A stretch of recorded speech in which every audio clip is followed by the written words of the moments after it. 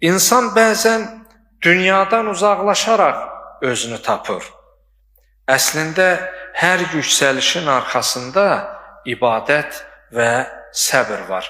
İnsan mənəvi cəhətdən yüksəldikcə, onun səbri də, onun ibadəti də artmalıdır və çoxalmalıdır. Bir sözlə, İmam Əli əleyhissalamdan Nəhcül Bəlağədə bir kəlam var. Həzrət buyurur, Mən əsləhə ma beynəhu və beynəllah, əsləhəhullah ma beynəhu və beynənnas. Kim Allahla öz arasını düzəltsə, Allahla öz arasını yaxşı eləsə, Allah da onun insanlarla arasını düzəldər.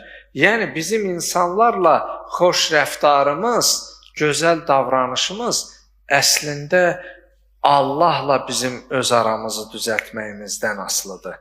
İnsan nə qədər Allahla olarsa, aram olarsa, ruh rahat olarsa, əmin ol ki, insanlarla da gözəl rəftar eləyəcəksən.